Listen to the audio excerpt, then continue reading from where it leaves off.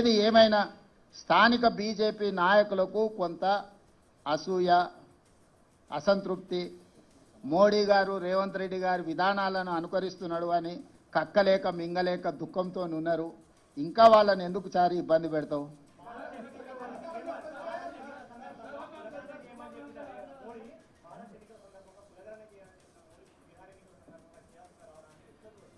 అంటే ఇవన్నీ రాజకీయాలకు ముడిపెట్టకండి. నేను ఒకటే చెప్తున్నా, ఇది ఈ దేశ ప్రజలకు మేలు జరుగుతుంది.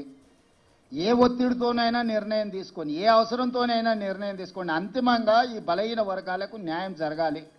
ఇప్పుడు రాజకీయపరమైన వివాదాలను, ఆరోపణలు చేయడం మొదలు పెడితే ఆ వర్గాలకు నష్టం జరుగుద్ది. మేము ఆరోపణలు చేయదలుచుకోలే. నేను ఈ సందర్భంగా ఏ ఒత్తిడితోనైనా, ఏ అవసరం కోసమైనా చేయడం ద్వారా నిజమైన లబ్ధి బలహీన వర్గాలకు చేరాలి. అదే మా లక్ష్యం, రాహుల్ గాంధీ గారి లక్ష్యం, మా లక్ష్యం, ఈ వేదిక మీద ఉన్న ప్రతి ఒక్కరి ఉద్దేశం అదే. కాబట్టి మేము దీన్ని ఏ ఎన్నికలకు, ఏ రాజకీయ వివాదాలకు మేము ముడిపెట్టదలుచుకోలేదు.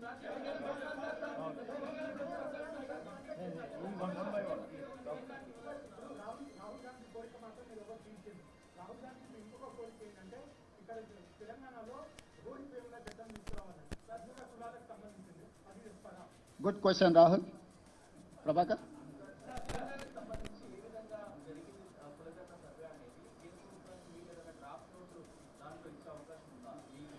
మేము ఆల్రెడీ ఆ నివేదిక పంపించినాము. ఫర్దర్గా వాళ్ళకి ఏదైనా కావాలనుకుంటే ఒక డెలిగేషన్, ఆఫీసర్స్ డెలిగేషన్ కానీ గ్రూప్ ఆఫ్ మినిస్టర్స్ వచ్చినా కూడా పవర్ పాయింట్ ప్రజెంటేషన్ ఇచ్చి మా అనుభవాలు అన్నిటిని కూడా వాళ్ళతో పంచుకుంటాము.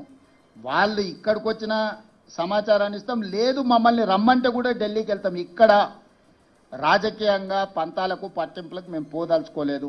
ఈ ప్రక్రియ పకడ్బందీగా చేసి సరైన సమయంలో మనం చేస్తే వీళ్ళందరికీ మేలు జరుగుతుంది. వీళ్ళ కోసం ఒక మెట్టు దిగడానికి కూడా, బలహీన వర్గాల కోసం ఒక మెట్టు దిగడానికి కూడా మా ప్రభుత్వానికి ఎలాంటి భేషజాలు లేవు.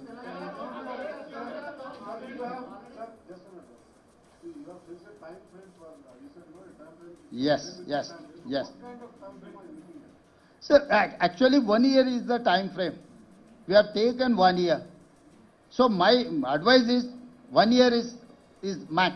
Why? Because we have done and we have learned something from that, out of that experience.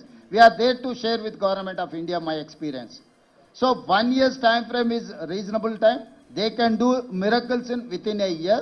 I don't know how Government of India is going to take on a decision. That is why I have told you, discuss with political parties and stakeholders and civil societies. Then you will get some information or otherwise suggestion. Based on that, you prepare in a terms of reference. It is easy to handle things. Otherwise, it will become a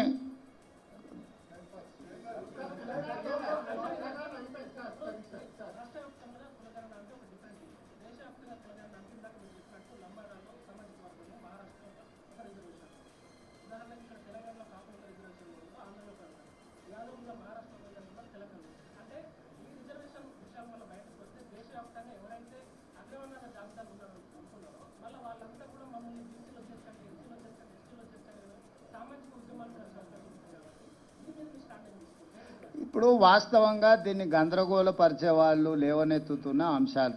ఏ రాష్ట్రానికి ఆ రాష్ట్రానికి రిజర్వేషన్లు, ఆ సామాజిక వర్గాల నేపథ్యాన్ని తీసుకొని నిర్ణయాలు జరిగినాయి. ఇది స్టేట్ యాజ్ ఏ యూనిట్. నేను అందుకే ఆ సూచన చేసిన. ఇప్పుడు ఈ ప్రశ్నలన్నీ కూడా